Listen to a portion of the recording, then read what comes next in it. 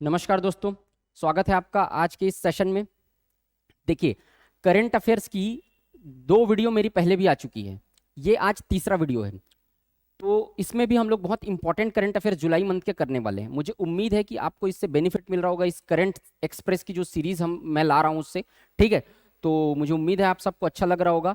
अगर आप लोग को वीडियो अच्छा लगे तो वीडियो को लाइक करिए, चैनल को सब्सक्राइब करिए, ज़्यादा से ज़्यादा शेयर करिए और कमेंट सेक्शन में कमेंट करके जरूर बताइए कि ये जो करंट अफेयर्स के कलेक्शन है वो कैसे लग रहे हैं आपको। ठीक है, तो उससे क्या है, हमको मोटिवेशन मिलेगा ताकि आगे भी मैं आप लोगों के लिए अच्छे से अच्छे कंटेंट जो है वो अवेलेबल करा पाऊंगा। ठीक है, तो मुझे उम्मीद है कि आप लोग को ये वीडियो अच्छा लगेगा। आज बहुत इंपॉर्टेंट करंट अफेयर्स करने वाले हैं। यहाँ से क्वेश्चन फिक्स है आपके, चाहे आप कोई भी एग्जाम का, स्टेट के कोई भी एग्जाम का तैयारी कर रहे होंगे। देखो, पहला क्वेश्चन देखते हैं। कारगिल विजय दिवस, कारगिल विजय दिवस। अच्छा, एक चीज और बता देता हूं, टेलीग्राम चैनल ज्वाइन कर लीजिए आप लोग। टेलीग्राम चैनल पे इसका पीडीएफ भी मिल जाएगा, पिछले का भी पीडीएफ डलवा दूंगा मैं और इसका भी डाल देंगे। ठीक है, तो टेलीग्राम चैनल भी आप ज्वाइन कर लीजिए। कारगिल विजय दिवस, टेलीग्राम चैनल का लिंक डिस्क्रिप्शन में मिल जाएगा आपको। कारगिल विजय दिवस की 23वीं वर्षगांठ मनाई गई है। पहले तो ध्यान रखना, सबसे पहले कारगिल विजय दिवस की 23वीं वर्षगांठ, तो कौन सी वर्षगांठ मनाई गई है बोले तो 23वीं वर्षगांठ मनाई गई है, ये ध्यान रखना। ठीक, उसके बाद कब मनाई गई? 26 जुलाई को हर साल कारगिल विजय दिवस मनाया जाता है। 26 जुलाई को हर साल कारगिल विजय दिवस मनाया जाता है और देश भर में विभिन्न कार्यक्रम आयोजित किए गए। जो 23वीं वर्षगांठ मनाई गई उसके 23 साल हो गया हमको कारगिल में विजय प्राप्त किए। ऑपरेशन विजय नाम था। क्या नाम दिया गया था? कारगिल में जो विजय प्राप्त किए थे उसका नाम क्या था? ऑपरेशन विजय। ये सवाल पूछ चुका है, कोई पेपर में पूछा था इसको। तो 1999 में हम लोगों ने क्या किया था? 26 जुलाई 2022 पे हमारे जो सैनिकों ने, हमारे जवानों ने फतेह हासिल किया था कारगिल में। ठीक है, तो भारतीय सैनिकों की जीत की स्मृति में 1999 में ऑपरेशन विजय में भारतीय सैनिकों की जीत की स्मृति में हर साल 26 जुलाई को क्या मनाया जाता है? कारगिल विजय दिवस मनाया जाता है। इस बार 23वां वर्षगांठ था उसका। तो 26 जुलाई 1999 को भारतीय सेना ने पाकिस्तानी घुसपैठियों के आपस में कई ऊंची सीमा चौकियों, हाई आउटपोस्ट को स्वतंत्र करा लिया। उन्होंने ऊंची ऊंची चोटियों पर अपने बंकर बना लिए थे। ठीक है, तो भारतीय सेना नीचे थी, आप लोग बहुत स्टोरी सुने भी होंगे, और पाकिस्तान की जो सेना थी वो ऊंचे स्थानों पर थे। वॉर लड़ना बहुत मुश्किल था, उसके बाद भी हमारे जो जवानों ने वहां पर जीत हासिल कर ली। तो इस अवसर पर रक्षा मंत्री राजनाथ सिंह ने अमर जवान ज्योति पर सेना के तीनों अंगों के प्रमुख के साथ बहादुर सैनिकों के साहस, शौर्य, बलिदान के प्रति श्रद्धांजलि दी। ठीक है, तो क्या हुआ? राजनाथ सिंह ने श्रद्धांजलि दी। ये श्रद्धांजलि हर साल दिया जाता है। तो कारगिल विजय दिवस कब मनाया जाता है ये ध्यान रखना। इस बार कौन सी वर्षगांठ मनाई गई ये ध्यान रखना। इसका कौन सा ऑपरेशन चलाया गया था ये याद रखना है, ऑपरेशन विजय। 26 जुलाई 1999 को जीत हासिल की थी भारतीय सेना ने। देखो, इससे रिलेटेड और भी चीजें बताता हूं आपको। ये आपको दिख रहा होगा, ये जो है ये क्या है? इंडिया गेट है ना। तो इंडिया गेट जो था वो भारत और अफगान, देखो प्रथम विश्व युद्ध हुआ था, तो प्रथम विश्व युद्ध में जो जीत हुई थी, और जो उस समय ब्रिटिशों का शासन था, तो प्रथम विश्व युद्ध में जीत और इंडो अफगानी है ना, भारतीय अफगानी, जो इंडो मतलब इंग्लैंड और अफगान, इन दोनों की जीत के प्रतीक स्वरूप, मतलब इसके जीत के प्रतीक, इन लोग का जो वार हुआ था, ठीक है, उसमें जो जीत हुई थी, है ना, इंडो अफगान वॉर और प्रथम विश्व युद्ध में जो जीत हुई थी, उसके उपलक्ष्य में क्या बनवाया गया था? ये इंडिया गेट का निर्माण किया गया था। यहां पर इंडिया गेट में जवानों के नाम लिखे हुए हैं जिन्होंने, जो शहीद हुए थे उसमें। ठीक, और उसके इंडिया गेट के ही नीचे में यहां पर आपको दिख रहा होगा अमर जवान ज्योति। क्या? अमर जवान ज्योति। अमर जवान ज्योति की स्थापना जो था ना, अमर जवान ज्योति 1972 में इंदिरा गांधी ने अमर जवान ज्योति की स्थापना करवाई थी। 1971 के जीत जो हुई थी, 1971 में जो भारत जो युद्ध हुआ था, उसमें जीत के फलस्वरूप 1972 में इंदिरा गांधी ने क्या करवाया? अमर जो जवान ज्योति की स्थापना करवाई। अमर जवान ज्योति में एक जो ये एक राइफल लगा हुआ है, ऊपर में एक टोपी है। ठीक है, अमर जवान ज्योति पे एक दीप प्रज्वलित होती रहती है, एक ज्योति प्रज्वलित होती रहती है, जो हमारी सेना के शौर्य, पराक्रम और साहस का प्रतीक माना जाता है उसको। और ये माना जाता है कि जो उनका योगदान है, उनका कंट्रीब्यूशन है एक देश हमको युद्ध जिताने में, वो योगदान, उसकी जो ज्वाला है वो हमारे दिल में हमेशा बसी रहेगी, वो हमेशा जलती रहेगी। इसके प्रतीक स्वरूप यहाँ पर क्या किया गया? एक अमर जवान ज्योति जलाई गई। ये ज्योति हमेशा प्रज्वलित होती रहती थी, लेकिन अभी क्या किया गया? 2019 के अप्रॉक्स क्या किया गया? इसको एक वॉर मेमोरियल बना दिया गया। ये देखो, ये इंडिया गेट दिख रहा है, ये इंडिया गेट, इंडिया गेट के पास क्या बना दिया गया, एक वॉर मेमोरियल बनाया गया और इस अमर जवान ज्योति को इस वॉर मेमोरियल में जो ज्योति जल रही है उसके साथ सम्मिलित कर दिया गया। इस ज्योति को बुझाया नहीं गया, इस ज्योति को यहां पर ये जो ज्योति जल रही है ना, यहां बीच में देख रहे हैं आप, तो इस ज्योति के साथ इसको क्या कर दिया गया, इसको संयुक्त कर दिया गया, सम्मिलित कर दिया गया। ठीक है, तो ध्यान रखना आपको, ये अमर जवान ज्योति इसके साथ क्या हो गई, संयुक्त हो गई। तो इसमें बहुत सारा विवाद भी हुआ, जिसके कारण छत्तीसगढ़ सरकार ने क्या किया, ऐसा नरेट किया कि इस जवान ज्योति को बुझा दिया गया है और इसके फलस्वरूप छत्तीसगढ़ के रायपुर में अमर जवान ज्योति फिर से प्रज्वलित की गई। ठीक, तो यहां पर रायपुर में भी अमर जवान ज्योति बनाया गया है, लेकिन यहां पर का अमर जवान ज्योति को बताया गया कि ये प्रज्वलित करके बुझाया नहीं गया, इसको इसके साथ मर्ज कर दिया गया है। अब वॉर मेमोरियल के बारे में देख लेते हैं। ठीक है, तो ये जो वॉर मेमोरियल है वो बनाया गया जो वर्तमान सरकार के द्वारा वही शहीदों के याद के फलस्वरूप, याद के लिए, उन्हीं शहीदों की स्मृति में इस वॉर मेमोरियल को बनाया गया। यहां पर आप देख रहे होंगे इंडिया गेट है, इसके थोड़ा सा पास में वॉर मेमोरियल है। इस वॉर मेमोरियल के बारे में जान लेते हैं। कहां बोलेगा, पहला वॉर मेमोरियल कहां है, तो दिल्ली में है। ठीक, तो इसको 4 भाग में डिवाइड किया गया है, 4 चक्र में डिवाइड किया गया है इसको, वॉर मेमोरियल को। जो सबसे अंदर का चक्र है वो है अमर चक्र। क्या है अमर चक्र, ये वाला जो सर्कल देख रहे हैं ना आप, ये जो सर्कल देख रहे हैं ये अमर चक्र है। अमर चक्र में एक यहां पर स्तंभ है जिसमें वही अमर जवान ज्योति को, ये जो ज्योति प्रज्वलित हो रही है उसको इसमें सम्मिलित कर दिया गया है। ये सबसे अंदर का चक्र है। उसके बाद ये सेकंड नंबर का चक्र है अमर चक्र के बाद दूसरे नंबर का चक्र है आपका वीर चक्र। अमर चक्र के बाद ये दूसरा चक्र, ये जो देख रहे हैं ना आप, ये दूसरा चक्र जो है ये वीर चक्र है। ठीक है, तो ये वीर चक्र है। वीर चक्र में क्या किया गया है, वीर चक्र में भारत ने जो 6 महत्वपूर्ण युद्ध जीते हैं, भारत ने कई युद्ध लड़े हैं, चीन के साथ जीता है, पाकिस्तान के साथ युद्ध लड़ा है, तो 6 महत्वपूर्ण युद्धों को इस वीर चक्र में संजोया गया है। इस वीर चक्र में उसकी स्मृतियां डाली गई हैं उसके, ताकि वो याद रहे सबको। ठीक है, पता चलता रहे कि 6 युद्ध में किस तरीके से हम लोगों ने विजय प्राप्त किया। तो भारत के महत्वपूर्ण 6 युद्धों को यहां पर संजोया गया है, यहां पर बताया गया है इस वाले वीर चक्र के अंतर्गत। सर्कल ऑफ ब्रेवरी, ये वीर चक्र है, शौर्य का प्रतीक है। उसके बाद थर्ड लेयर है त्याग चक्र। थर्ड लेयर क्या है, त्याग चक्र। ये वाला जो चक्र है ना, ये वाला जो चक्र देख रहे हैं आप, ये त्याग चक्र है। ये वाला चक्र देख रहे हैं, ये त्याग चक्र है। त्याग चक्र में क्या किया गया है, लगभग 25,000, लगभग 26,000 के आसपास, 26,000 के आसपास जो जवान शहीद हुए हैं हमारे अलग अलग युद्धों में, उनके नाम ईंट के रूप में एक एक ईंट लगाया गया है, उन ईंटों में उनका नाम गोदाया गया है, मतलब उनका नाम लिखा गया है। तो यहाँ पर 26,000 ईंट हैं। वहां पर, यहाँ पे आप ईंट देख रहे होंगे, यहाँ पे छोटा छोटा ईंट है इसमें, पर आप दूसरे इमेज में देखेंगे तो आपको दिख जाएगा, आप देखे भी होंगे न्यूज़पेपर वगैरह में। तो इन ईंटों में उन जवानों के नाम लिखे हुए हैं। ठीक है, तो ये हो गया आपका।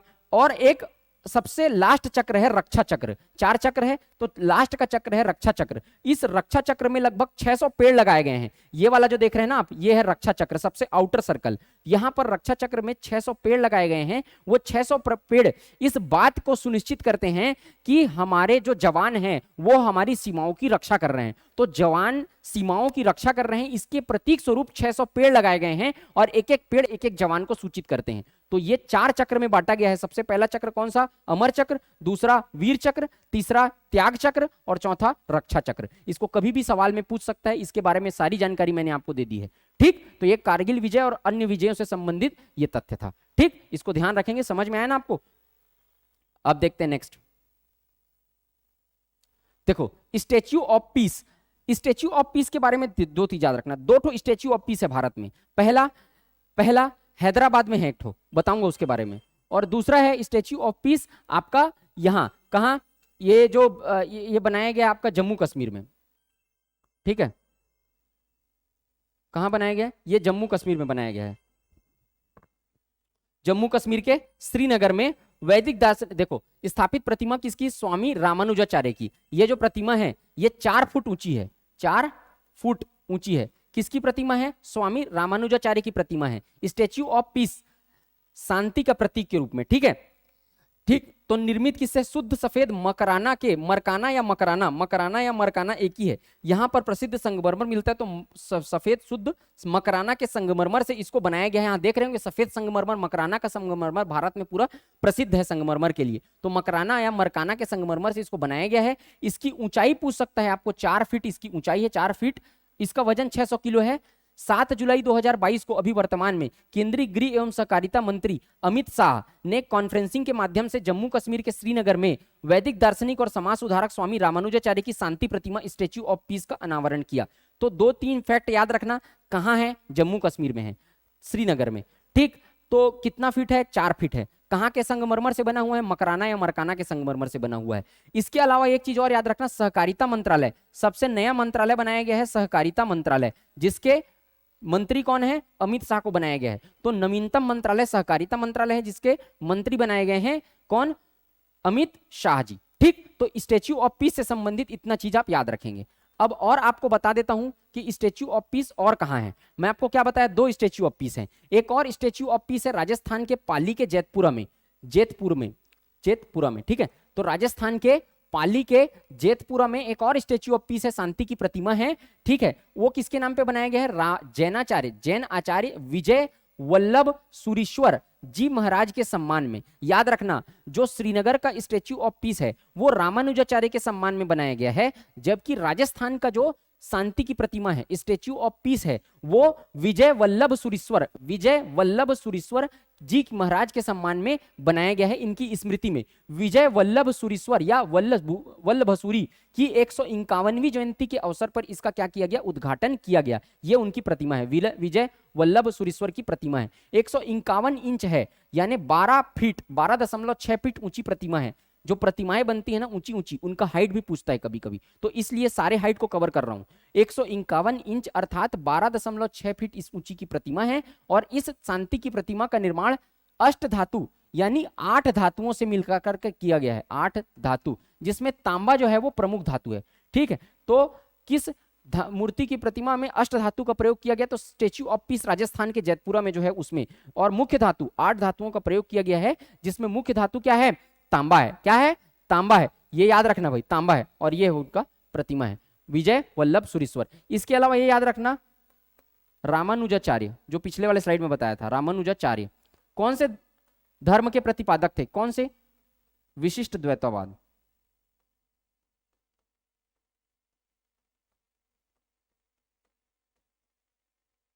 इसके प्रतिपादक थे।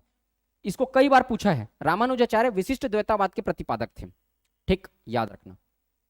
ये हो गया आपका शांति की प्रतिमा। और कौन सी प्रतिमा देखना है अपने को? स्टेच्यू ऑफ इक्वेलिटी, इसी से रिलेटेड है। ये थोड़ा थोड़ा में कंफ्यूज हो जाओगे ना, statue of unity, statue of equality, statue of peace, तो सारे चीजों को एक साथ कवर कर दिया हूं जितने स्टेच्यू हैं। ठीक, इस तरीके के। स्टेच्यू ऑफ इक्वेलिटी फेमस है हमारे यहाँ, ये हैदराबाद में बना हुआ है। स्टेच्यू ऑफ इक्वेलिटी हैदराबाद में। तो स्टेच्यू ऑफ पीस कहां कहां? एक श्रीनगर में और दूसरा राजस्थान में। स्टेच्यू ऑफ इक्वेलिटी कहां? हैदराबाद में। ये 216 फीट इसकी ऊंचाई है। स्टेच्यू ऑफ इक्वेलिटी की ऊंचाई कितनी है भाई? 216 फीट। स्टेच्यू ऑफ इक्वेलिटी बैठने की मुद्रा में बनाई गई दुनिया की दूसरी सबसे ऊंची प्रतिमा होगी। ये स्टेच्यू ऑफ इक्वेलिटी जो है, समता की प्रतिमा, समानता की प्रतिमा। ठीक है, ये जो समानता की प्रतिमा है वो दुनिया की दूसरी सबसे ऊंची प्रतिमा होगी। दूसरी सबसे ऊंची प्रतिमा। तो पहली ऊंची सबसे बड़ी प्रतिमा किसको माना जाता है? थाईलैंड में बैठने की मुद्रा वाली बुद्ध की प्रतिमा को दुनिया की सबसे ऊंची मूर्ति कहा जाता है। तो थाईलैंड में बुद्ध की बैठी हुई प्रतिमा जो है वो दुनिया की सबसे ऊंची प्रतिमा है। और नंबर 2, तो ये मोस्ट इंपॉर्टेंट चीज है दूसरी, तो दूसरी सबसे ऊंची प्रतिमा है दुनिया की स्टेच्यू ऑफ इक्वेलिटी, जो हैदराबाद में निर्माण जिसका किया गया है। अब ये पंचलोहा से निर्माण हुआ है। स्टेच्यू ऑफ पीस का निर्माण जो राजस्थान में है उसका अष्ट धातु से। स्टेच्यू ऑफ पीस जो श्रीनगर में है वो उसका निर्माण किससे हुआ है? मकराना के संगमरमर के पत्थर से। और इसका निर्माण स्टेच्यू ऑफ इक्वेलिटी का निर्माण किससे हुआ है? 5 धातुओं, पंच धातु। कौन कौन सा? सोना, चांदी, तांबा, पीतल, जस्ता। सोना, चांदी, तांबा, पीतल, जस्ता, 5 धातु से मिश्रण से किसका निर्माण हुआ है? स्टेच्यू ऑफ इक्वेलिटी का निर्माण हुआ है, जो कहां स्थित है? हैदराबाद। सबसे ज्यादा इंपॉर्टेंट तो ये है, दूसरी ऊंची प्रतिमा है, ये सबसे ज्यादा इंपॉर्टेंट है, ये भी याद रखना। स्टेच्यू ऑफ इक्वेलिटी का उद्घाटन रामानुजाचार्य की वर्तमान में जारी 1000वीं जयंती समारोह यानी 12 दिवसीय श्री रामानुजाचार्य सहस्त्राब्दी समारोह का एक भाग है। अभी वर्तमान में चल रहा था, 1000वीं जयंती समारोह मनाया जा रहा था रामानुजाचार्य की, तो उसके उपलक्ष्य में इसका उद्घाटन किया गया नरेंद्र मोदी जी के द्वारा। श्री रामानुजाचार्य के राष्ट्रपिता ने राष्ट्रीयता, लिंग, नस्ल, जाति या पंथ की परवाह किए बिना हर इंसान की भावना के साथ लोगों के उत्थान के लिए अथक प्रयास किया। देखिए रामानुजाचार्य जो थे ना, वो जाति धर्म से परे सबको देखते थे। हिंदू, मुस्लिम, सिख, ईसाई, किसी को जाति, सबको सबको समान नजर से देखते थे और उन्होंने उनके लिए क्या किया, बहुत प्रयास किया। तो इसकी वजह से उनको क्या, उनके याद में क्या किया गया है, इसको बनाया गया है। ठीक, तो ध्यान रखना, जाति, राष्ट्रीयता, नस्ल, जाति, पंथ की परवाह किए बिना एक तरीके से वो काम किए उन्होंने, बहुत सारे लोगों के लिए अच्छा काम किया, जिसके कारण इसको बनवाया गया है। अब एक चीज और देख लेते हैं हम लोग का मोस्ट फेमस स्टेच्यू ऑफ, क्या बचा, बना यूनिटी बचा अब अपना। तो ये है आपका स्टेच्यू ऑफ इक्वलिटी जो बता रहा था ना मैं, ये है स्टेच्यू ऑफ इक्वलिटी। कितना है, 216 फीट ना।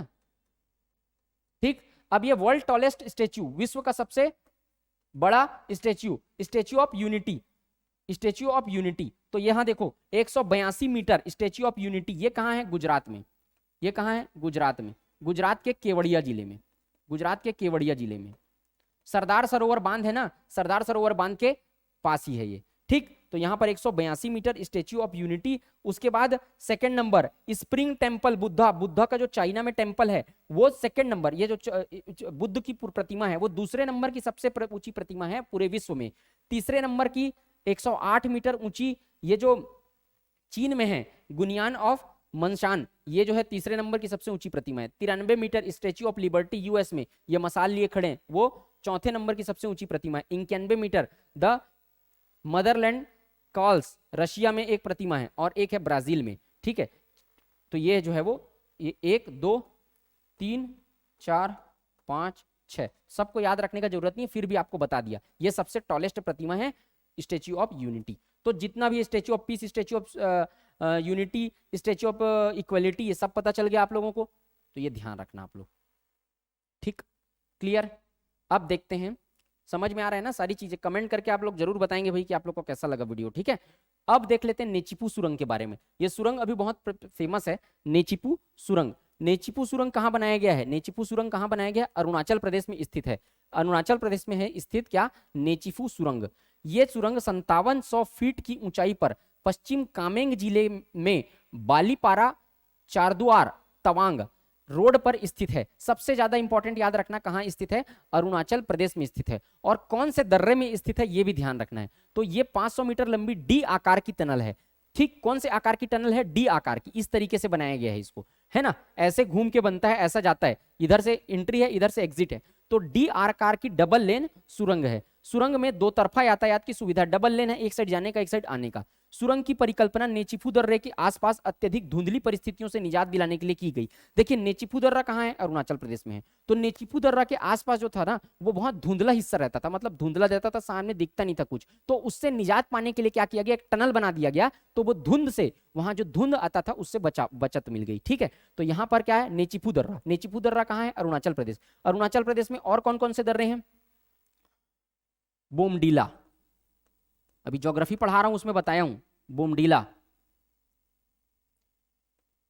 यांगसांग, पांगसांडा, दीफू।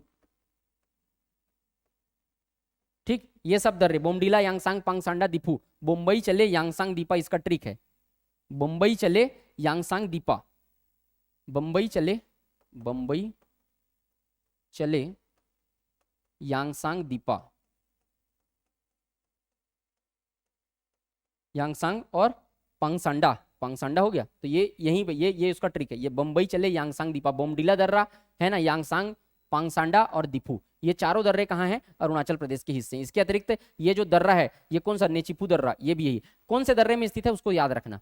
यह सुरंग देखो, इसमें फायर टेक्नोलॉजी भी है, आग भी लगेगा तो वहां पर पूरा टेक्नोलॉजी है कि वहां पर पर्यवेक्षी नियंत्रण एवं डाटा संग्रहण, मतलब पूरा हाईएस्ट टेक्नोलॉजी से बना है, लेटेस्ट टेक्नोलॉजी से बना है, डाटा संग्रहण का कहते हैं, कंट्रोल रूम है वहां पूरा, और अत्याधुनिक इलेक्ट्रोमैकेनिकल सिस्टम से लैस है, कोई भी दिक्कत नहीं है यहाँ। यहाँ बहुत मॉडर्न टेक्नोलॉजी से इसको बनाया गया। तो नेचिफू सुरंग कहाँ है, याद रखना, अरुणाचल प्रदेश। कौन से दर्रे में है, नेचिफू दर्रे में है। ठीक, तो ये नेचिफू सुरंग से रिलेटेड सारी चीजें आपकी हो गई। ठीक, डंडियाल में भूकंप विज्ञान वेधशाला का उद्घाटन। अब यहां पर भूकंप विज्ञान वेधशाला है ना, मतलब भूकंप के बारे में रिसर्च करेंगे ये लोग यहाँ पर।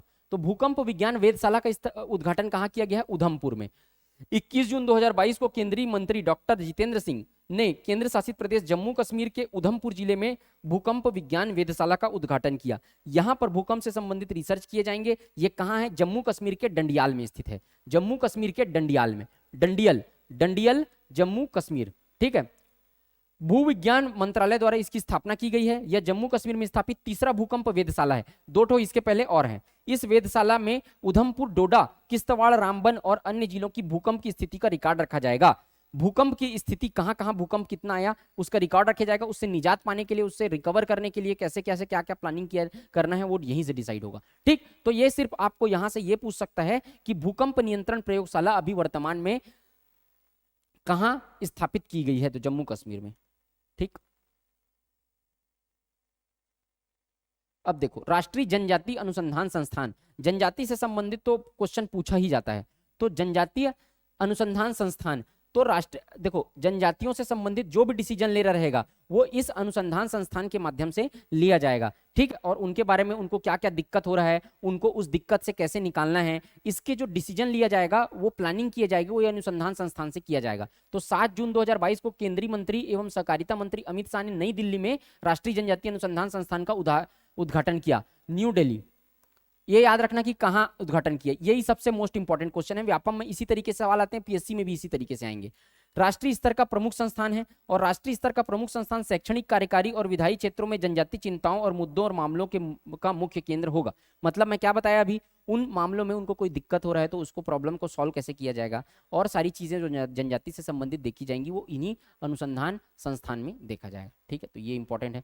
इसके द्वारा प्रतिष्ठित अनुसंधान संस्थानों, विश्वविद्यालय संगठनों के साथ साथ शैक्षणिक निकायों और संसाधन केंद्रों के साथ सहयोग और नेटवर्क स्थापित करेगा। ये जो अनुसंधान संस्थान है वो जहां अनुसूचित जाति जनजाति के लोग पढ़ते हैं, शैक्षणिक संस्थाओं से भी कनेक्शन बिल्ड करेगा और देखेगा कि वहां पर जो जनजातीय अनुसूचित जाति जनजाति के लोग हैं, ठीक, वो मतलब अनुसूचित जनजाति के स्टूडेंट जो पढ़ रहे हैं उनको सही तरीके से सुविधाएं उपलब्ध हो पा रही हैं कि नहीं। जैसे कि गवर्नमेंट कॉलेज में आप देखे होंगे अनुसूचित जनजाति के स्टूडेंट्स को क्या मिलता है, pen, copy, calculator. Engineering college में आप देखे होंगे तो सारी चीजें वहां उपलब्ध कराई जाती है। उसी तरीके से स्टाइफंड भी उनको दिया जाता है। सारी चीजें उनको सही तरीके से उपलब्ध हो रही है नहीं, या फिर उनके स्टाइफंड को कितना बढ़ाना है, नहीं बढ़ाना है, इससे रिलेटेड सरकार को क्या देगा, ये सुझाव देगा, ठीक। तो ये अनुसंधान संस्थान, ठीक।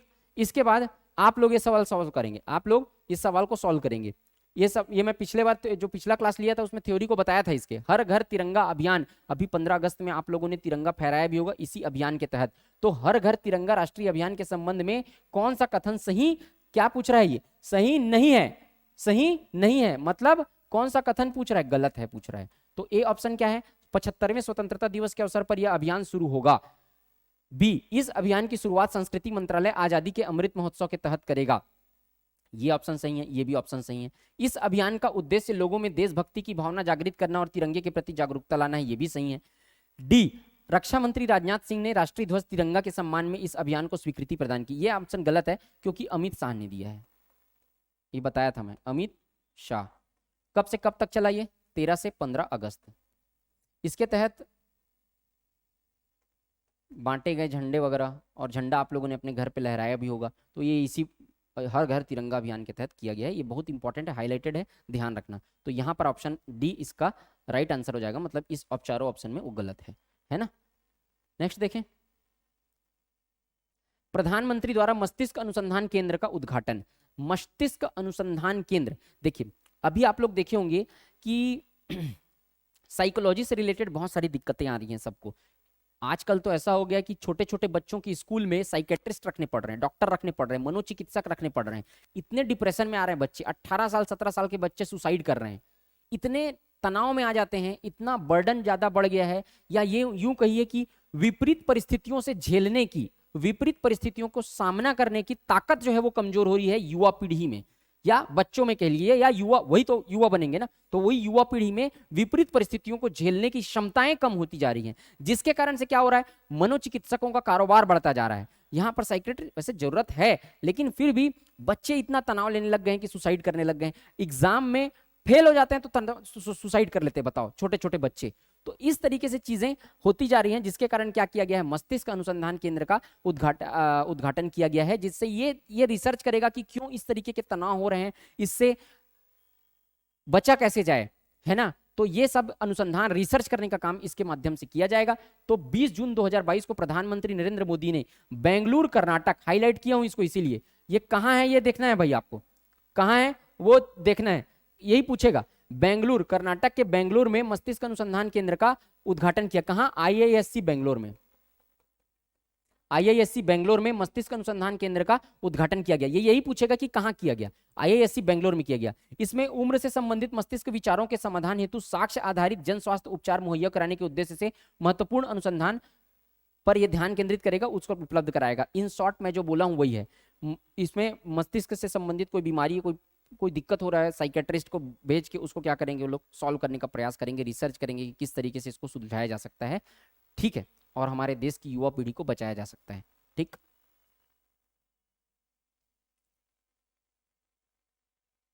ठीक, विश्व की पहली फिशिंग कैट जनगणना। देखो चिल्का झील में क्या पाया गया, चिल्का झील में फिशिंग कैट पाए गए हैं, फिशिंग कैट पाए गए हैं। तो उसमें क्या किया गया, वहां पर बहुत सारी मछलियों को फिशिंग कैट जो है वो खा जाते हैं। ये लोग क्या खाते हैं, कैट उसको खाते हैं। तो गिना गया कि कितने हैं, तो उसी की जनगणना की गई, काउंटिंग की गई। तो विश्व में पहली बार, इसलिए इंपॉर्टेंट है ये, विश्व में पहली बार फिशिंग कैट की जनगणना हुई है। अब ये फिशिंग कैट क्या है, मैं आपको फोटो दिखा रहा हूं यहाँ पर, ये देखो, ये एकदम फिशिंग कैट है, ये बिल्ली है एक तरीके की बिल्ली, ये शेर टाइप का, चीता टाइप का दिख रही है बिल्ली। ये क्या करती है, मछलियों को खा जाती है, मछलियों को खा जाती है। कहां पाई जाती है, चिल्का झील में पाई जाती है। तो यहां पर उड़ीसा के चिल्का झील में आयोजित किया गया विश्व की पहली फिशिंग कैट जनगणना। तो आपको पूछ सकता है कि विश्व की पहली फिशिंग कैट जनगणना किस देश में हुई, तो पूछ देगा, 4 ऑप्शन दे देगा, भारत, अफगानिस्तान, पाकिस्तान, अमेरिका। भारत आएगा। भारत में कहां हुआ, चिल्का झील में हुआ, क्योंकि ये फिशिंग कैट बेसिकली चिल्का झील में पाया जाता है। यह जनगणना द फिशिंग कैट प्रोजेक्ट के सहयोग से चिल्का डेवलपमेंट अथॉरिटी द्वारा की गई। किसके द्वारा की गई, द फिशिंग कैट प्रोजेक्ट के, इसे चिल्का डेवलपमेंट अथॉरिटी के द्वारा ये की गई। इस जनगणना के अनुसार इस समय चिल्का झील में 176 मछली पकड़ने वाली बिल्लियां, कैट हैं, 176 ठो ये कैट है। अब जनगणना हुआ, काउंटिंग हुआ, तो देखा गया 176 ठो फिशिंग कैट वहां पाई गई, ठीक, जो मछली पकड़ के खा जाती हैं। फिशिंग कैट प्रोजेक्ट को 2 चरणों में जनगणना की गई, 2 राउंड में इसका काउंटिंग किया गया। 2021 में पहले चरण के तहत चिल्का झील के उत्तर और उत्तर पूर्वी भाग की 115 वर्ग किलोमीटर दलदली भूमि को कवर किया गया। 2 राउंड में किया गया, एक उत्तर में किया गया, उसके बाद दक्षिण में किया गया सेकंड। 2022 में तटीय भाग के साथ परिकुड की ओर आयोजित किया गया था। तो 2 राउंड में किया गया। अब ये भी पूछ सकता है फिशिंग कैट कहां पाए जाते हैं भारत में, तो चिल्का झील में पाए जाती है, ये भी याद रखना। यह मछली पकड़ने वाली बिल्लियां दुनिया का सबसे लंबा चलने वाला अनुसंधान और संरक्षण प्रोजेक्ट है। 2010 से ये शुरू हुआ है, याद रखना। दुनिया का सबसे लंबा चलने वाला क्या अनुसंधान और संरक्षण प्रोजेक्ट है, मछली पकड़ने वाली बिल्लियों पर। तो ये बिल्लियां मछलियों को खा जाती हैं, इसके कारण से इसको चलाया जा रहा है, ठीक। तो कहां हुआ, चिल्का झील में। कब हुआ, अभी हुआ है, 2 राउंड में हुआ है, याद रखना। 21 में हुआ है। चौथा सिनर्जी सम्मेलन 2022, चौथा सिनर्जी सम्मेलन ये कहां हुआ, नई दिल्ली में आयोजित हुआ। सिनर्जी सम्मेलन 28 जून को हुआ, ये डेट याद नहीं रखना है, कहां आयोजित हुआ ये याद रखना है, नई दिल्ली में। भारतीय सेना और रक्षा लेखा विभाग के बीच हुआ है ये। इस सम्मेलन में प्राथमिक एजेंडे क्या थे, जो 2 मुद्दों पर इसमें बात की गई, अग्निपथ योजना पर विचार विमर्श करना, अग्निपथ स्कीम जो है उसके ऊपर विचार विमर्श करना, और अग्निवीरों के लिए वेतन और भत्तों की सुनियोजित व्यवस्था को सही समय पर क्रियान्वयन करना। अभी अग्निवीर योजना लाया गया, जिसमें बोला गया कि 4 साल तक उनका रिक्रूटमेंट किया जाएगा, 4 साल के बाद उनको निकाल दिया जाएगा करके, ठीक है, 4 साल तक उनको पूरी सैलरी दी जाएगी। तो उसमें बहुत विवाद हुआ, बहुत जगह पे क्या हुआ, रैली वगैरह निकाली गई, जो बहुत सारे जगहों पे विद्रोह हो गए, ठीक। तो उसी पर विचार विमर्श करने के लिए सिनर्जी सम्मेलन, वो मुद्दा हाईलाइटेड था, ध्यान रखना। तो सिनर्जी सम्मेलन आयोजित किया गया, कहां, नई दिल्ली में आयोजित किया गया, ये याद रखना। इसके बारे में और बहुत ज्यादा याद रखने की जरूरत नहीं है। हेनली पासपोर्ट इंडेक्स 2022, ये हर 4 महीने में, देख, एक साल में कितने क्वार्टर, कितनी तिमाही, 4, ठीक। तो हर 4 महीने में एक बार हेनली पासपोर्ट इंडेक्स जारी किया जाता है। अब देखो आप लोग ये बताना, हेनली पासपोर्ट इंडेक्स क्या बताता है। हेनली पासपोर्ट इंडेक्स ये बताता है कि किस देश के पास सबसे ज्यादा देशों में बिना वीजा के जाने की परमिशन है। मतलब जैसे कि कोई भी देश है, वो एक देश है अमेरिका, कितने देशों में बिना वीजा के जा सकते हैं अमेरिका देश के लोग, वो बताता है हेनली पासपोर्ट। तो जितना ज्यादा देश में, कोई भी देश जितना अधिक देशों में बिना वीजा के जा सकता है और आ सकता है, वो उतना सशक्त होता है हेनली पासपोर्ट इंडेक्स में, उसका स्थान उतना ही ऊपर रहता है, उसके वीजा को उतना ही स्ट्रांग माना जाता है। भाई आप पावरफुल कंट्री हो, आपके वीजा को हर देश मान्यता दे रहा है, मतलब आपको वीजा लेने की जरूरत नहीं है, देश में जा सकते हैं, मतलब कितनी बड़ी बात है। तो इस तरीके का हेनली पासपोर्ट इंडेक्स डिसाइड होता है। अब देखो क्या है इसमें, अब हेनली पासपोर्ट इंडेक्स में रैंकिंग देखना है, हर तिमाही के आधार पर रैंकिंग डिसाइड किया जाता है, ये याद रखना, हर 3 महीने में। तो अभी लेटेस्ट रैंकिंग जुलाई 2022 में जारी की गई है, किसके द्वारा? वैश्विक नागरिकता और सलाहकार फर्म हेनली एंड पार्टनर। ये वैश्विक नागरिकता और सलाहकार फर्म हेनली एंड पार्टनर के द्वारा इसको हेनली पासपोर्ट इंडेक्स का जारी किया गया है। अब अपन रैंकिंग देख लेते हैं कि कौन कौन से देश कहां कहां पे है। अब देखो पहले नंबर पे कौन है, यही पूछता है, यही सबसे ज्यादा इंपॉर्टेंट है कि पहले नंबर पे कौन सा देश है, पहले नंबर पे कौन सा देश है, तो कौन सा देश है? जापान। जापान फर्स्ट नंबर पे, जापान 193 इसका स्कोर है, visa free score. Visa free score का मतलब क्या होता है मालूम? कि जापान 193 देशों में बिना वीजा के जा सकते हैं जापान के लोग, ठीक। तो 193 जो है वीजा फ्री स्कोर है, फर्स्ट है जापान। सेकंड नंबर है सिंगापुर और दक्षिण कोरिया। सिंगापुर और दक्षिण कोरिया का वीजा फ्री स्कोर है 192। ये लोग 192 देशों में बिना वीजा के जा सकते हैं, ठीक। तो आपको समझ आना चाहिए कि हेनली पासपोर्ट इंडेक्स है क्या। तीसरा जर्मनी और स्पेन, ये लोग 190 देशों में जा सकते हैं। चौथा फिनलैंड, इटली और लग्जमबर्ग, ये लोग 189 देश में जा सकते हैं। वीजा फ्री स्कोर याद रखने का जरूरत नहीं, मैं आपको समझाने के लिए बता रहा हूं, सिर्फ इसका रैंकिंग पूछेगा। पांचवा ऑस्ट्रिया, डेनमार्क, नीदरलैंड्स तथा स्वीडन, ये लोग 188 देश में जा सकते हैं। तो आपको क्या याद रखना है? शुरू के 3 याद रखना है, जापान, सिंगापुर और Germany. Japan, Singapore, Germany, Japan, Singapore, Germany, Japan, Singapore, Germany, 3 याद रखना। ऊपर का सिंगापुर के साथ दक्षिण कोरिया भी है, जर्मनी के साथ स्पेन भी है, तो तीनों को याद रखना। और भारत का स्थान पूछता है, भारत का स्थान 87वां है। भारत के लोग सिर्फ 60 देश में जा सकते हैं, इसका वीजा फ्री स्कोर है 60। तो भारत के लोग कितने देश में बिना फ्री के जा सकते हैं, फ्री वीजा, बिना वीजा के जा सकते हैं? 60 देश। तो भारत का स्थान क्या है? 87वां, स्कोर है 60, ठीक है। क्लियर? हेनली पासपोर्ट इंडेक्स से रिलेटेड इससे ज्यादा कुछ पढ़ने का जरूरत नहीं है, ये आपको अच्छे से बन जाएगा आपका जब क्वेश्चन आएगा। तो ये शुरू के 3 याद रखे रहना और भारत का स्थान याद रखे रहना।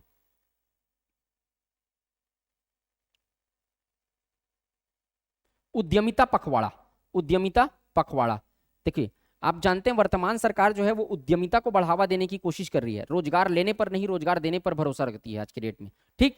तो वो कहती है रोजगार देने वाला बनिए। आजादी के अमृत महोत्सव के तहत उद्यमिता पखवाड़ा मनाया गया। आपको बोलेगा कब उद्यमिता पखवाड़ा मनाया गया? पखवाड़ा मतलब 15 दिन का जो रेंज है वो 1 से 15 जुलाई 2022 को मनाया गया उद्यमिता पखवाड़ा। कब मनाया गया ये सबसे ज्यादा इंपॉर्टेंट है कि कब मनाया गया? 1 से 15 जुलाई, 1 से 15 जुलाई, 1 से 15 जुलाई, इसी को सबसे ज्यादा इंपॉर्टेंट है। किसके द्वारा मनाया गया? ग्रामीण विकास मंत्रालय की दीनदयाल अंत्योदय योजना, राष्ट्रीय ग्रामीण आजीविका मिशन DNRLM के तहत इसको मनाया गया। ये राष्ट्रीय ग्रामीण आजीविका मिशन, मैं जब आजीविका ग्रामीण विकास पढ़ाया हूँ हमारे चैनल पे, तो आपको पूरा बताया हूँ इसको, ठीक है। ये पूरा पढ़ाया हूँ मैं इस सब्जेक्ट को, DNRLM, ठीक। तो यहाँ पर NRLM, तो ये हो गया।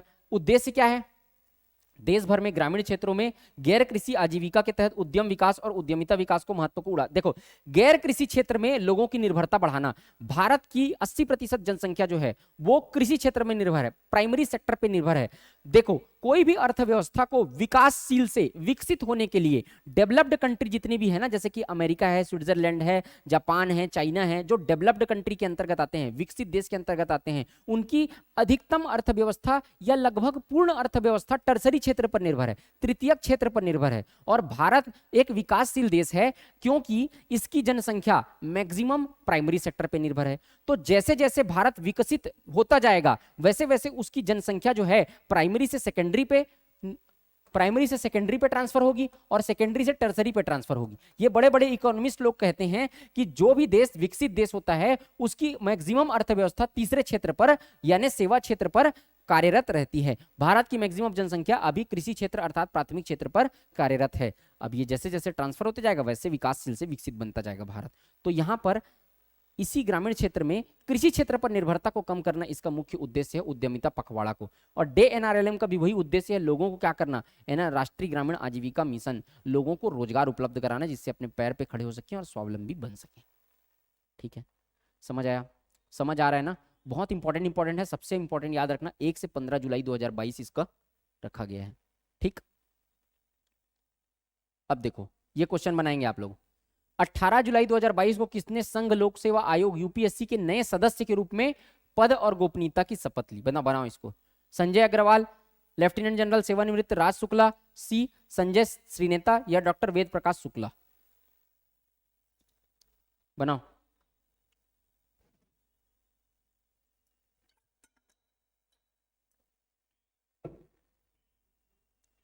देखिए इसका आंसर आएगा बी, सेवानिवृत्त राज शुक्ला, ये सदस्य बने हैं। अब इससे भी ज्यादा इंपॉर्टेंट क्या है, वर्तमान अध्यक्ष कौन है यूपीएससी के? डॉक्टर मनोज सोनी, ये आपको पूछ सकता है, ये ज्यादा इंपॉर्टेंट है। डॉक्टर मनोज सोनी उसके वर्तमान अध्यक्ष हैं यूपीएससी के। ठीक, यूपीएससी एक संवैधानिक संस्था है। ठीक है। हाल ही में केंद्र सरकार ने न्यूनतम समर्थन मूल्य को और अधिक प्रभावी और पारदर्शी बनाने के लिए किसकी अध्यक्षता में एक समिति का गठन किया है? ठीक, तो गुणवंत पाटिल, कृष्णवीर चौधरी, संजय अग्रवाल, दुष्यंत चौटाला। तो न्यूनतम समर्थन मूल्य, सबसे पहले तो समझना है अपने को, इसका आंसर दो आप लोग, तब तक मैं आपको एमएसपी समझाता हूं। एमएसपी क्या है? न्यूनतम समर्थन मूल्य। मतलब किसी भी, देखो किसान क्या है, अपना फसल बोते हैं, फसल बोने के बाद उनको, जैसे कि कोई उद्यमी है, कोई बिजनेसमैन है, वो लोग उनके को कम रेट में खरीदते थे, तो उससे क्या एक नकारात्मक का भाव जा रहा था देश में कि भाई किसानों को अपनी उपज का मुख्य मेन मूल्य नहीं मिल पा रहा था। तो किसानों को आजीविका का दूसरा साधन उनके पास था नहीं, तो क्या किया गया? न्यूनतम समर्थन मूल्य एमएसपी को इंट्रोड्यूस किया गया, जिसके माध्यम से किसानों को ये आश्वस्त किया गया कि आपका फसल चाहे कैसा भी हो, आपको इस न्यूनतम मूल्य पर तो खरीदा ही जाएगा। तो एक ऐसा मूल्य जिस पर जो किसानों को एक आश्वस्त करता है, जो किसानों को भरोसा देता है कि इस मूल्य पर, इससे नीचे पर नहीं खरीदा जाएगा, इतने मूल्य पर तो सरकार ही खरीद लेगी। ठीक, तो वो न्यूनतम समर्थन मूल्य कहलाता है। तो न्यूनतम समर्थन मूल्य को प्रभावी और अधिक पर और ज्यादा अच्छे से इंप्लीमेंटेशन करने के लिए एक आयोग का गठन किया गया, एक समिति का गठन किया गया। इसी एमएसपी को खत्म किया जा रहा था।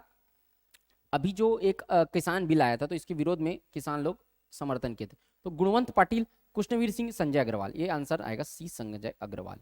इसकी अध्यक्षता में एमएसपी को और अच्छा किफायती बनाने के लिए इनकी अध्यक्षता में एक समिति का गठन किया गया, जिससे वो और अच्छा बन सके। ठीक है। समिति में कुल कितने सदस्य होंगे? 26 सदस्य होंगे। कितने सदस्य होंगे? 26 सदस्य होंगे। कितने सदस्य? 26 सदस्य। इनमें केंद्र और राज्य सरकारों के प्रतिनिधि, किसान, कृषि वैज्ञानिक और कृषि अर्थशास्त्री शामिल होंगे। ठीक, सारे लोग इसमें शामिल होंगे। कि सरकार का एक प्रतिनिधि रहेगा, किसान का प्रतिनिधि रहेगा, एक कृषि वैज्ञानिक रहेगा और एक अर्थशास्त्री शामिल होंगे। अब ये 4 बिंदु है जिस पर डिस्कशन करेंगे वो लोग। उत्पादक और उपभोक्ता राज्यों की के कृषि परिस्थितिकी क्षेत्रों के मौजूदा फसल पैटर्न की मैपिंग, और है ना, मतलब किस तरीके के फसल हो रहे हैं, उग रहे हैं, उसका जानकारी रखेंगे, मैपिंग करेंगे। देश की बदलती जरूरतों के अनुसार फसल पैटर्न को बदलने के लिए विविधीकरण नीति की रणनीति, मतलब आबादी बदल रही है, उनका खान पान बदल रहा है, फसल का टेक्निक बदल रहा है, तो उस पैटर्न को बदलने के लिए, है ना, चेंजेस लाने के लिए, उस फसल को बदलने के लिए, टेक्निक को बदलने के लिए क्या क्या रणनीति अपनाई जा रही है, उस पर भी डिस्कशन होगा। तीसरा, नई फसल की बिक्री के लिए लाभकारी मूल्य सुनिश्चित करने वाली प्रणाली की व्यवस्था।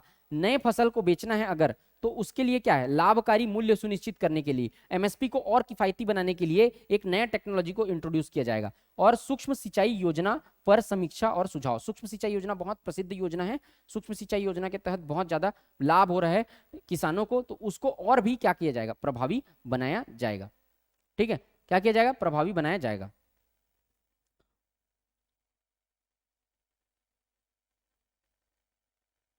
एक लास्ट क्वेश्चन अपन, आप बताओ, फिर उसके बाद आज का सेशन एंड करते। 18 मई 2022 को केंद्र सरकार ने किसकी अध्यक्षता में भारतीय कपास परिषद की घोषणा की? भारतीय कपास परिषद, बताओ। फर्स्ट क्या है? ए सुरेश भाई कोटक, सुरेश भाई Kotak. B Dinesh Paliwal, B Dinesh Paliwal. C M Raju और डी पीयूष गोयल। बताओ, सारे लोग कमेंट करेंगे।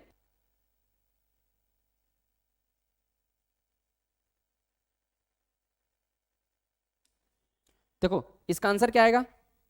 इसका आंसर आएगा बी दिनेश पालीवाल। दिनेश पालीवाल, इनकी अध्यक्षता में कपास परिषद की घोषणा की गई है। किसका? कपास परिषद की घोषणा की गई है। देखो कपास परिषद से संबंधित कुछ फैक्ट देख लेते हैं अपन। 18 मई 2022 को केंद्र सरकार ने भारतीय कपास परिषद के गठन की घोषणा की। कब? 18 मई 2022 को केंद्र सरकार ने भारतीय कपास परिषद के गठन की घोषणा की। प्रसिद्ध कपास व्यापारी सुरेश भाई कोटक इसके अध्यक्ष चुने गए, इसके अध्यक्ष होंगे। ठीक है, इसी को याद रखना, कपास के परिषद के अध्यक्ष। इस परिषद में वस्त्र मंत्रालय, वाणिज्य और उद्योग मंत्रालय, वित्त मंत्रालय, भारतीय कपास निगम और कपास अनुसंधान संस्थान का प्रतिनिधित्व रहेगा। यह परिषद एक क्षेत्र में ठोस सुधार लाने के लिए चर्चा विमर्श, विचार विमर्श और एक मजबूत कार्य योजना तैयार करेगी। देखो, कपास उत्पादन के क्षेत्र में अच्छा काम करने के लिए, उस पर इंप्रूवमेंट करने के लिए उस पर विचार विमर्श करेगी। और प्रस्तावित परिषद की पहली बैठक 28 मई 2022 को संपन्न हुई। ठीक है, क्लियर है यहां तक? तो आज के सेशन में इतना तक हम लोग खत्म करते हैं। जब इसके बाद का मैं नेक्स्ट सेशन का करंट अफेयर्स लूंगा तो और भी जो इंपॉर्टेंट करंट अफेयर्स है उसको अपन देखेंगे, उसको अपन कंप्लीट करेंगे। मुझे उम्मीद है दोस्तों कि आपको इससे अच्छा लगा होगा। आपको इंपॉर्टेंट करंट अफेयर्स को कलेक्ट करके मैं बता रहा हूँ सिस्टमेटिक वे में जमा के बाकायदा डायग्राम से, तो आप लोग को उसका फायदा मिल रहा होगा। अगर आप लोग को वीडियो अच्छा लग रहा है तो वीडियो को जरूर लाइक करिए, इस चैनल को सब्सक्राइब करिए और कमेंट सेक्शन में प्लीज ये जरूर बताइएगा कि आपको ये वीडियो जो है वो कैसा लगा। ठीक है, तो मिलते हैं फिर नेक्स्ट सेशन में। इसके बाद बहुत जल्द आएगा करंट अफेयर्स, आप लोग इंतजार करिएगा। तब तक के लिए जय हिंद, वंदे मातरम।